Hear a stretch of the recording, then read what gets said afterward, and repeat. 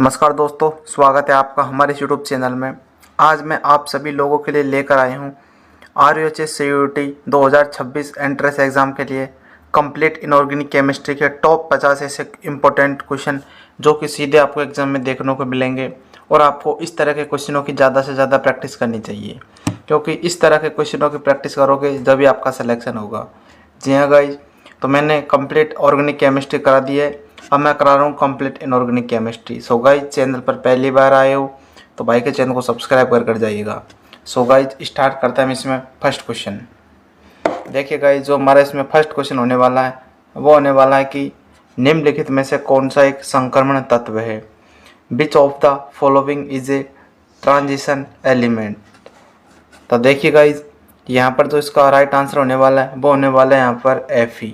कैसे होने वाला है? क्योंकि यहाँ पर जो डी ऑर्बिटल होता है वो पार्शियली फिल्ड होता है, क्योंकि कम्प्लीटली फिल्ड नहीं होता है ये दोस्तों, पार्शियली फिल्ड होता है। ठीक है, इसलिए इसका राइट आंसर हो गया यहाँ पर डी। ठीक है, अगले क्वेश्चन की तरफ बढ़ते हैं कि मैग्नीज द्वारा प्रदर्शित उच्चतम ऑक्सीकरण अवस्था कितनी होती है। This highest oxidation stage एक्सहिबिटेड by the manganese is. तो जो इसका राइट आंसर है वो होने वाला है यहाँ पर +7। ये दोस्तों इसका फिक्स आंसर है, इसको आप रट लीजिए। ये दोस्तों इस तरह के क्वेश्चन आपको देखने को बहुत मिलते हैं।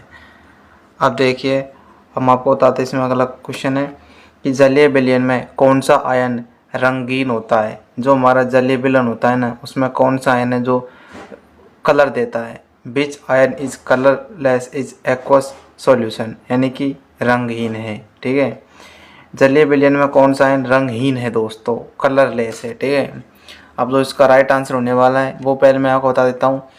कलरलेस एंड कलर, रंगहीन कब होता है? जब किसी भी आयन में इलेक्ट्रॉन दोस्तों उपस्थित नहीं होता है। ठीक है, अनपेयर इलेक्ट्रॉन यानी अयुग्मित इलेक्ट्रॉन। और जब रंगीन जब देता है जब किसी भी आयन में इलेक्ट्रॉन उपस्थित होते हैं अनपेयर यानी कि अयुग्मित इलेक्ट्रॉन। तो जो हमारा इसका राइट आंसर होने वाला है वो होने वाला है यहाँ पर फर्स्ट ए, टाइटेनियम 4। ठीक है, अगला क्वेश्चन है हमारा कि लैंथेनॉइड संकुचन का कारण क्या होने वाला है। Lanthanoid contraction is due to, किसके कारण होता है ये होता है गाइज बी और सी के कारण, यानी कि poor shielding of 4 electrons and increase in nuclear charge. तो जो इसका राइट आंसर होने वाला है वो होने वाला है यहाँ पर बोथ।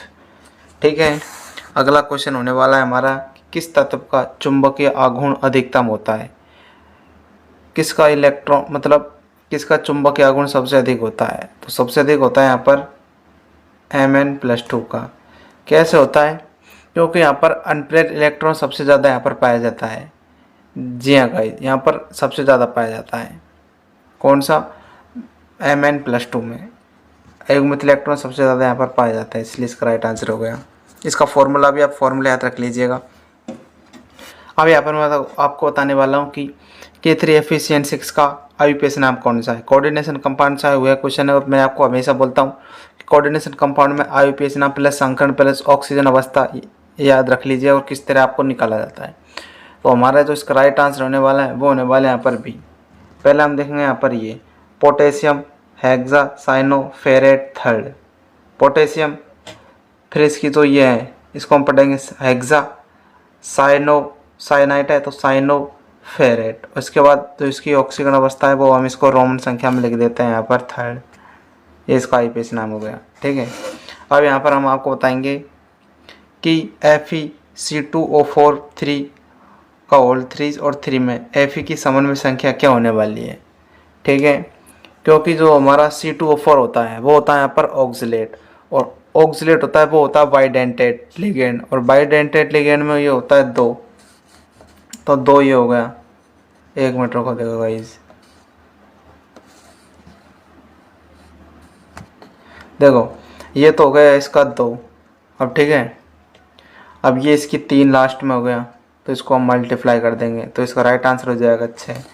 ये इसका राइट आंसर होगा। इस तरह समन्वय संख्या दोस्तों निकाली जाती है। तो हम अगले क्वेश्चन की तरफ बढ़ते हैं। निम्नलिखित में से कौन सा द्विदंतुक लिगेंड है गाइस, आप बताइए इसका राइट आंसर कि which of the following is a bidentate ligand. So इसका राइट आंसर होने वाला है वो होने वाला है हमारा एथिलीन डाइएमीन EN। ठीक है, ये इम्पोर्टेंट क्वेश्चन भी है। अब मैं आपको बताऊंगा यहाँ पर नवा क्वेश्चन की NiCO4 की ज्यामिति क्या है, द जियोमेट्री ऑफ NiCO का वोल्ट वाइज कोबाल्ट में। ठीक है, अब आप इसका राइट आंसर बताइए, क्योंकि जो NiCO4 होता है ना, इसमें जो Ni होता है Ni, इसमें ऑक्सीडेशन स्टेट तो इसकी ज़ीरो हो जाती है। ऑक्सीडेशन स्टेट ज़ीरो हो जाती है तो इसका संकरण होता है वो होता है यहाँ पर sp3। अब जो ये इसका sp3 बनेगा तो टेट्राहेड्रल इसकी इजीली बन जाएगी। जब तक आपको ऑक्सीकरण अवस्था संकरण नहीं आएगा आप ज्यामिति नहीं निकाल सकते। इसलिए जो भी संकर दिया गया है उसको आप देख लीजिए, एक सारणी बना लीजिए, उसमें आपको मिल जाएगा कौन सी की क्या ज्यामिति रहने वाली है। ठीक है, इस तरह के क्वेश्चन को ज़्यादा से ज़्यादा प्रैक्टिस करो। अगला हमारे यहाँ पर क्वेश्चन होने वाला है कि primary and secondary balance of cobalt is add in CONH3 का होल 6 Cl3r। CONH3 का होल 6 Cl3 में कोबाल्ट की प्राथमिक और द्वितीयक संयोजकता यहाँ पर क्या होने वाली है। कैसे, देखिए, जो हमारी प्राइमरी वैलेंसी होती है, ऑक्सीडेशन स्टेट तो यहाँ पर हमारी 3 हो जाती है, और सेकेंडरी वैलेंसी वो यहाँ पर लिगेंड 6 होने वाले हैं। ऑक्सीजन अवस्था ये 3 रख दी हमने, और जो इसके लिगेंड होने वाला है वो 6 होने वाला है। तो इसका राइट आंसर होने वाला है वो होने वाला है हमारा यहाँ पर फर्स्ट 3 और 6, क्योंकि जो हमारी ऑक्सीडेशन प्राइमरी वैलेंसी वो ऑक्सीडेशन स्टेट तो यहाँ पर 3 हो गई। ठीक है, और जो हमारा सेकेंडरी वैलेंसी है वो लिगेंड 6 है, ये लिगेंड 6 हो गए। तो इसका राइट आंसर होगा 3 6। ठीक है, अगले क्वेश्चन की तरफ यहाँ पर बढ़ने वाले हैं कि निम्नलिखित में से कौन सा संक्रमण तत्व नहीं है। विच of the following is not a transition element. कौन सा यहाँ पर संकरण तत्व नहीं होने वाला है, कौन सा नहीं होने वाला है, ये नहीं होने वाला जिंक, क्योंकि पूरा भरा होता है। ठीक है, कंप्लीटली, क्योंकि यहाँ पर जिंक कैडमियम मरकरी ये बिल्कुल संकरण तत्व नहीं है, याद रख लीजिएगा। अगले क्वेश्चन की तरफ बढ़ते हैं हम। यहाँ पर 12वां क्वेश्चन है कि परमाणु क्रमांक 24 वाले तत्व के त्रिसंयोजक आयन का चुंबकीय आघूर्ण है कि magnetic moment of A trivalent ion of an element which atomic number 24 is. अब देखिएगा, जो हमारा क्रोमियम +3 होता है, अब देखिए इसमें एक चीज़ दे रखा है, जब तक परमाणु क्रमांक याद नहीं होगा कुछ नहीं हो सकता आपका केमिस्ट्री में। क्रोमियम +3 होता है अपने पास, क्रोमियम +3 में D3 होता है, D3 होता है तो यहाँ पर 3 अनपेयर इलेक्ट्रॉन हो गया, 3 अनपेयर इलेक्ट्रॉन हो गया तो आपको फॉर्मूला याद होगा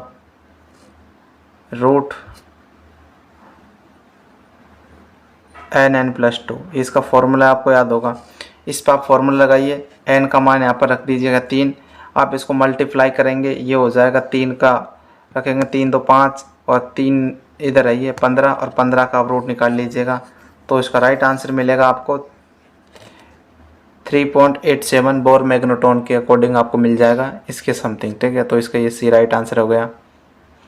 ठीक है, अगले क्वेश्चन की तरफ मैं बढ़ने वाला हूँ कि एक्टिनाइट संकुचन लेंथेनाइट संकुचन से अधिक होता है क्योंकि जो हमारा 5f orbital are less sailed, ये इसका राइट आंसर हो गया। ठीक है, अगला क्वेश्चन की तरफ बढ़ते हैं हम यहाँ पर कि निम्नलिखित में से कौन ऑक्सो एनाइन बनाता है। ऑक्सो एनाइन बनाता है तो जो बनाने वाला है वो होने वाला है सभी, क्रोमियम बनाता है, मैग्नीज बनाता है, बी बनाता है।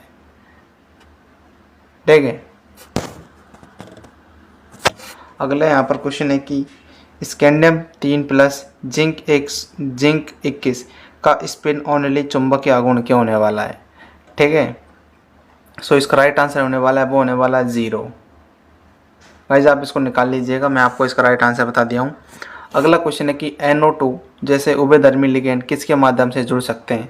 ये दोस्तों N के साथ भी जुड़ेंगे और O के साथ भी जुड़ेंगे, तो जो इसका राइट आंसर होने वाला है वो होने वाला है यहाँ पर C, इसका राइट आंसर हो गया।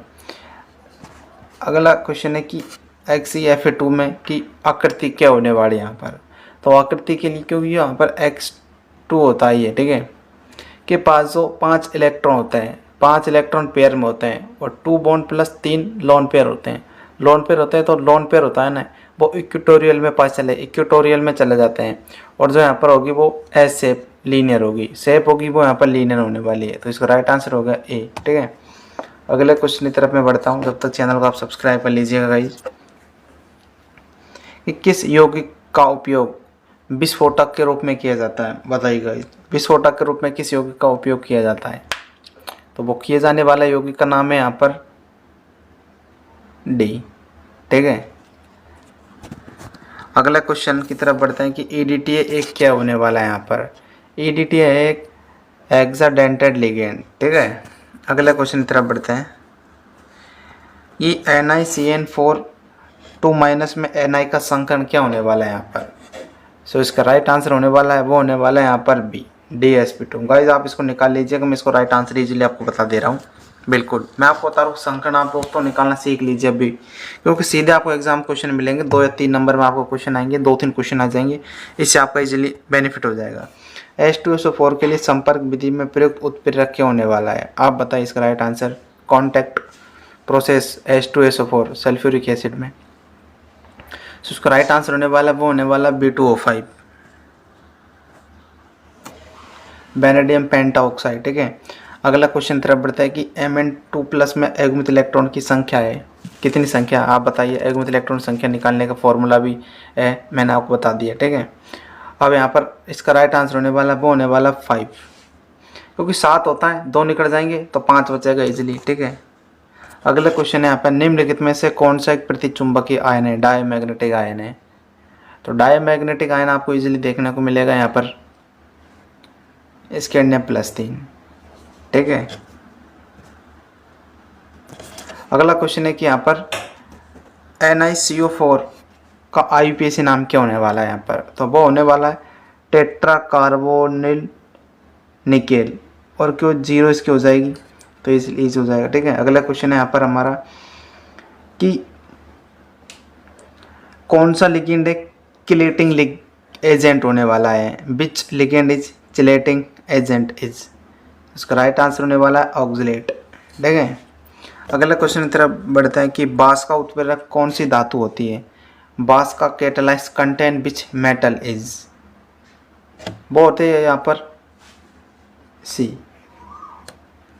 IR। ठीक है, अगला क्वेश्चन की तरफ बढ़ते हैं कि लेंथेनाइड की सामान्य ऑक्सीकरण अवस्था होती है RUHS का फेवरेट एंड हर साल रिपीटेड, वो होती है +3। ठीक है, 3D श्रेणी में सबसे प्रबल ऑक्सीकारक कौन सा है? 3D श्रेणी होती है, उसमें सबसे प्रबल ऑक्सीकारक यहाँ पर कौन सा होने वाला है? Which is the strongest oxidant agent इस 3D सीरीज में? 90 है यहाँ पर Mn+3 मैग्नीज+3। ठीक है, अगले क्वेश्चन की तरफ बढ़ते हैं। TiH2O का होल 6+3 का रंग कौन सा होता है? कौन सा रंग होता है गाइस आप बताइए, क्योंकि यहाँ पर DD ट्रांजिशन पाया जाता है, तो इसका राइट आंसर हो जाएगा वॉयलेट। इसका राइट आंसर हो गया। ठीक है, अगले क्वेश्चन की तरफ बढ़ते हैं कि जो हमारी लिंकेज होती है, समावेयता किसके द्वारा दर्शाई जाती है? बताइए, लिंकेज समावेयता किसके द्वारा दर्शाई जाती है? वो दर्शाई जाती है दोस्तों HCN के द्वारा। ठीक है, अगले क्वेश्चन की तरफ बढ़ते हैं यहाँ पर कि FeCN6 4- में Fe का परमाणु क्रमांक क्या होने वाला है? प्रभावी परमाणु क्रमांक होने वाला है, इफेक्टिव एटॉमिक नंबर। अब इसका मैं फॉर्मूला आपको बता देता हूँ और आप इसको निकालना सीख लीजिएगा। इस तरह के क्वेश्चन आपको बहुत देखने को मिलेंगे। देखिए, क्योंकि हमारे पास Z- oxidation state, oxidation short में लिख रहा हूँ गाइस मैं, ऑक्सीडेशन स्टेट। ठीक है, ऑक्सीडेशन स्टेट प्लस का लिगेंड इलेक्ट्रॉन। ठीक है, इसमें शॉर्ट में लिख रहा हूँ, मैं बोल रहा हूँ वो उसको आप लिख लीजिए। देखो, Z- का ऑक्सीडेशन स्टेट प्लस का लिगेंड इलेक्ट्रॉन्स। ठीक है, और जो Fe+2 होता है, आप देखिए, मैं इसको आपको निकालता हूँ। देखो, आपको फॉर्मूला आपने लिखो, मैं आपको निकालता हूँ। आपने देखो,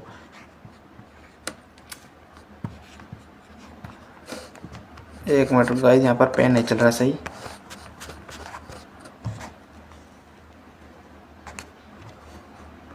देखिए,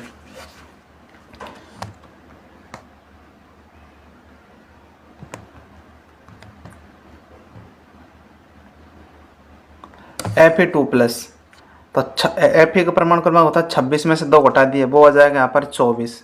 मैं आपको बता रहा हूँ, आप निकालिए। ठीक है, अब इसमें लिगेंड कितने हैं, आपको 6 लिगेंड देखने को मिलेंगे। एक मिनट रुको, क्वेश्चन कहाँ पे गया,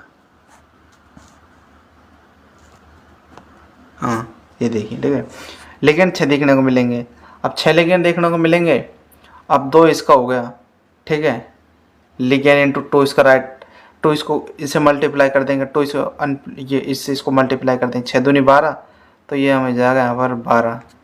अब 12, ठीक है, अब इनको हम जोड़ेंगे तो 24 और 12 कितना हो जाएगा, 36, ठीक है, तो यहाँ पर 36 इसका राइट आंसर हो जाएगा सी, 31 का सी, ठीक है। इस तरह आप निकालिए फॉर्मूला सहित। इसलिए मैं आपको कहता हूँ फॉर्मूला आप रट लो गाइस इनऑर्गेनिक केमिस्ट्री में। विल्किंसन उत्प्रेरक का उपयोग किसके लिए किया जाता है, जो विल्किंसन उत्प्रेरक होता है उस किसके लिए उपयोग किया जाता है, तो वो किया जाता है गाइस यहाँ पर हमारा हाइड्रोजनेशन के लिए, ठीक है। 3D श्रेणी में अधिकतम घनत्व किसका होता है, maximum density in 3D series is of, इसका राइट आंसर होने वाला वो होने वाला कॉपर का, ठीक है।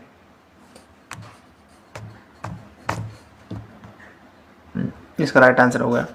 लोहे की सबसे स्थिर ऑक्सीकरण अवस्था क्या है दोस्तों, the most stable oxidation state of iron is, क्या होने वाली है, वो होने वाली है +3 के रूप में, ठीक है। अगला क्वेश्चन है कि कौन सा आयन उच्चतम चुंबकीय आघूर्ण दर्शाता है। अब गाइस आप फॉर्मूला आपको याद है, आप इसको निकाल लीजिए, ठीक है। मैं इसको राइट आंसर आपको बता देता हूँ, वो होने वाला है यहाँ पर कौन सा आयन उच्चतम चुंबकीय आघूर्ण दर्शाता है, वो दर्शाता है Fe+3 और Mn+2, ठीक है। अब अगला क्वेश्चन है कि अष्टफलकीय संकुल के लिए क्रिस्टल क्षेत्र विपाटन ऊर्जा को दर्शाता है गाइस। आप इसका राइट आंसर बताइए, डायरेक्ट सवाल है दोस्तों कोऑर्डिनेशन कंपाउंड में, तो वो होने वाला है यहाँ पर V del0, ठीक है। अगला क्वेश्चन है यहाँ पर CONH3 5Cl Cl2 का IUPAC नाम क्या होने वाला है यहाँ पर, आप बताइएगा IUPAC नाम। अब जो इसका IUPAC नाम होने वाला वो होने वाला, अब देखिएगा इस पेंटा, ठीक है, अमीनी क्लोरोकोबाल्ट 3 क्लोराइड, इसका लास्ट नाम आता है, ये लास्ट नाम, पहले ये तो स्टार्ट करेंगे, फिर ये, ठीक है।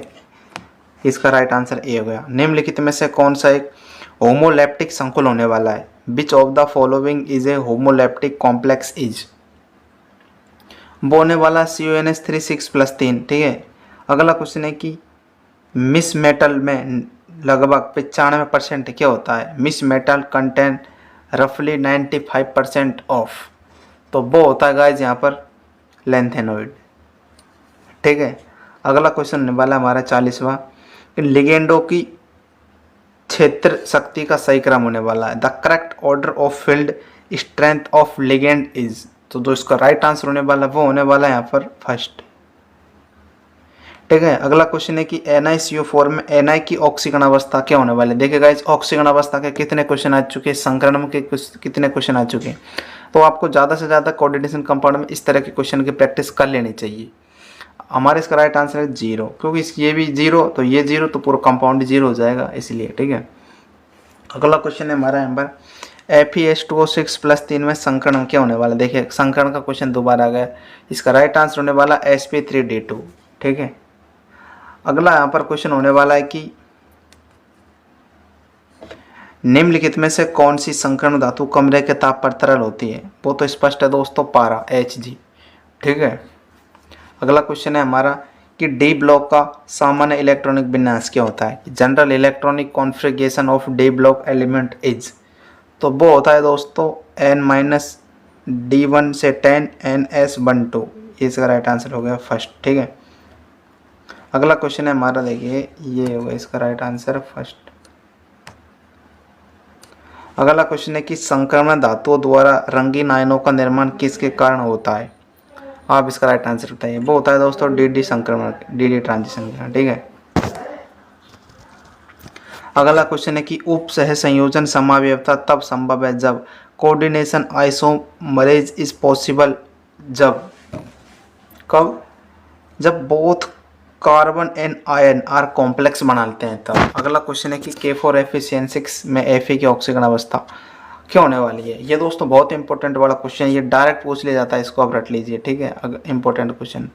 तो इसका राइट आंसर होने वाला है वो होने वाला है यहाँ पर हमारा D2sp3 हाइड्रेजाइजेशन, ठीक है, हाइब्रिडाइजेशन। ठीक है, अगला क्वेश्चन है कि संक्रमण तत्व आमतौर पर होते हैं, क्या होते हैं? ट्रांजिशन एलिमेंट आर जनरली क्या होते हैं, आप बताइए।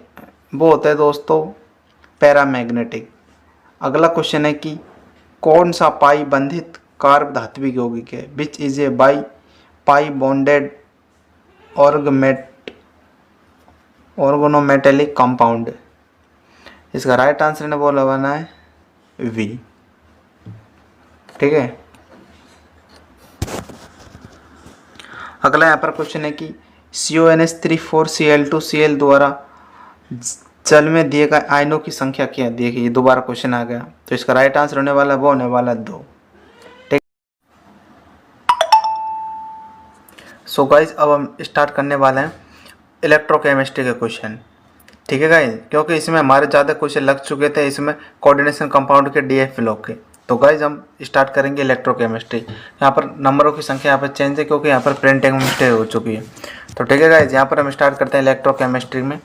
हमारा फर्स्ट पहला क्वेश्चन है इसमें कि मोलर चालकता की इकाई यहाँ पर क्या होने वाली है हमारी गाइस। जो हमारी मोलर चालकता की इकाई क्या है? The unit of molar conductivity is, तो वो इसकी हमारी इकाई होने वाली है, वो होने वाली है यहाँ पर सीमेन सेंटीमीटर स्क्वायर मोल इनवर्स। तो इसका बी ए आंसर इसका राइट आंसर है। ठीक है, अगला यहाँ पर वह युक्ति जो रासायनिक ऊर्जा को विद्युत ऊर्जा में कन्वर्ट कर देती है कहलाती है का the device which convert chemical energy into electrical energy is called. तो वो हमारे यहाँ पर कहने वाले हैं वो हमारे गैल्वेनिक सेल। ठीक है, क्योंकि जो वह रासायनिक ऊर्जा को विद्युत ऊर्जा में कन्वर्ट कर देती है। ठीक है, अगला क्वेश्चन है कि कोलराउस के नियम के अनुसार एक विद्युत अपघटनीय की सीमांत मोलर चालकता होती है। According to the Kohlrausch law the limiting molar conductivity of an electrolyte is, तो जो इसका राइट आंसर होने वाला है वो होने वाला है यहाँ पर सम ऑफ इंडिविजुअल आयन। ठीक है, कोलराउस का नियम इंपॉर्टेंट है, इसका फॉर्मूला भी आप याद रखिएगा। अगला क्वेश्चन है कि निम्न धातु ABC मानक अपचयन विभव +0.5 वोल्टेज -2.0 वोल्टेज एंड -0.5 वोल्टेज अपचयन का क्रम बताइए। इलेक्ट्रोकेमिकल सीरीज से दोस्तों क्वेश्चन उठा है, इलेक्ट्रोकेमिस्ट्री सीरीज आप याद रख लीजिएगा। सो दोस्त का राइट आंसर वो होने वाले यहाँ पर भी, क्योंकि यहाँ पर रिडक्शन अपचयन है पूछा है। तो सबसे पहले हमारे पर सबसे नेगेटिव वाला जाएगा, फिर इससे कम वाला नेगेटिव, फिर इसके बाद पॉजिटिव आ जाए। तो इसका राइट आंसर हो गया ये। अगर आपको अपचयन वाला पूछे तो सबसे पहले आपको इसमें देखना है कि नेगेटिव में नंबर ज़्यादा किसके हैं, नेगेटिव में बी का है, तो इससे कम किसके हैं, बी के, ये और इसके ये हो गया। ठीक है, इसका अपचयन हो गया। अगला यहाँ पर क्वेश्चन है कि Al+3 से 1 मोल आयन प्राप्त करने के लिए अपचयन आवश्यक, एक Al+3 से 1 मोल एल्यूमिनियम प्राप्त करने के लिए आवश्यक आवेश की मात्रा क्या होने वाली है। इस तरह के क्वेश्चन आपको न्यूमेरिकल में देखने को मिलेंगे। तो हमारा इसमें राइट आंसर होने वाला है वो होने वाला है हमारा यहाँ पर सी 3 फैराडे। ठीक है गाइस, अगला हमारा यहाँ पर क्वेश्चन होने वाला गाइस कि जो हमारा नेट-सेट समीकरण का उपयोग किसकी गणना के लिए किया जाता है। जो हमारा नेट-सेट समीकरण होता है वो किसकी गणना के लिए यहाँ पर किया जाता है, तो वो किया जाता है यहाँ पर सभी के लिए, टोटल सेल पोटेंशियल के लिए, इक्विलिब्रियम कांस्टेंट के लिए, गिब्स एनर्जी के लिए। ठीक है, अगला हमारे यहाँ पर क्वेश्चन है कि विशिष्ट चालकता किसके साथ घटती है। स्पेसिफिक कंडक्टिविटी यहाँ पर चालकता एंड चालकता यानी कि conductance and conductivity decrease with किसके साथ, तो जो हमारे घटती है वो घटती है कि इंक्रीज इन डायल्यूशन के साथ। ठीक है, अगला क्वेश्चन है हमारा लेड संचायक बैटरी में प्रयुक्त विद्युत अपघटक है। जो हमारी लेड संचायक बैटरी होती है में प्रयुक्त अपघटक क्या होता है, इलेक्ट्रोलाइट कौन सा यूज होता है। सो जो इलेक्ट्रोलाइट यूज होता है उस इलेक्ट्रोलाइट का यहाँ पर नाम होने वाला है डाइल्यूट H2SO4। ठीक है, अगला क्वेश्चन है कि मानक हाइड्रोजन इलेक्ट्रोड का इलेक्ट्रोड विभव कितना होता है। इंपॉर्टेंट क्वेश्चन है इलेक्ट्रोकेमिस्ट्री का ये वाला। ठीक है, तो ये है 0.0 बी। ठीक है, अगला यहाँ पर क्वेश्चन है कि लोहे में जंग लगना एक किसका उदाहरण है दोस्तों, अपना लोहा होता है उसमें रस्ट लगने किसका उदाहरण है यहाँ पर। वो उदाहरण होने वाला इलेक्ट्रोकेमिकल रिएक्शन का, बी का, ठीक है। तो ये इसका 20 का राइट आंसर होगा, ठीक है। सो गाइज मैंने आपको यहाँ पर टोटल मिला के 60 क्वेश्चन सोल्व करा दिए इनऑर्गेनिक केमिस्ट्री के। मैंने दोस्तों यहाँ पर सॉल्यूशन यूनिट के अलग से करा दिए। रही बात रासायनिक बल गति की, उसकी मैं आपको करा दूंगा। टोटल मिला के यहाँ पर ज़्यादातर मैंने आपको इनऑर्गेनिक कंप्लीट करा दिया, ठीक है गाइज। मैंने दोस्तों यूँ मानो अपने यूट्यूब चैनल पर कम से कम 300 से ऊपर क्वेश्चन करा रखे हैं केमिस्ट्री के। उन क्वेश्चनों को देखिए, इस तरह के क्वेश्चन आपको देखने को मिलेंगे। मैं आपको गारंटी दे रहा हूँ, अगर आपने इस तरह के क्वेश्चनों की प्रैक्टिस कर ली ना, तो मैं आपको बोल रहा हूँ गाइज, आप 30 से ऊपर नंबर लाओगे केमिस्ट्री में। और जिस स्टूडेंट के 30 से नंबर ऊपर आ जाते हैं केमिस्ट्री में, उनका अच्छा खासा स्कोर बन जाता है, गवर्नमेंट कॉलेज इजीली मिल जाता है। बायोलॉजी हर स्टूडेंट की ज़्यादातर सही होती है। रही बात फिजिक्स की, तो फिजिक्स के लिए मैंने भी बहुत सारे इंपॉर्टेंट क्वेश्चन डाल दिए। 200 से ऊपर मैंने दोस्तों यहाँ पर क्वेश्चन करा दिए, एक मॉडल पेपर करा दिया, प्लस आपको मैंने यहाँ पर बहुत थ्योरी के साथ क्वेश्चन कराए और आपको वो ऐसी स्ट्रेटजी बताई है जिससे आपके फिजिक्स में 33 में से 33 नंबर कैसे लाए। वो सारे वीडियो को आप जाकर देखिएगा। आप फालतू टाइम वेस्ट मत करो, क्योंकि ये लास्ट दिन बचे हैं आपके पास, 18 से 19 दिन बचे हैं। इन दिनों में जितना ज़्यादा प्रैक्टिस करोगे मल्टीपल चॉइस क्वेश्चन की, उतना ज़्यादा आपको बेनिफिट होगा। सो गाइस हमारे व्हाट्सएप ग्रुप को ज्वाइन कर लीजिए, क्योंकि मैं आपको काउंसलिंग में बहुत हेल्प करने वाला हूँ, ठीक है। और उधर इसकी पीडीएफ मिल जाएगी। मैं मिलता हूँ कुछ अगले वीडियो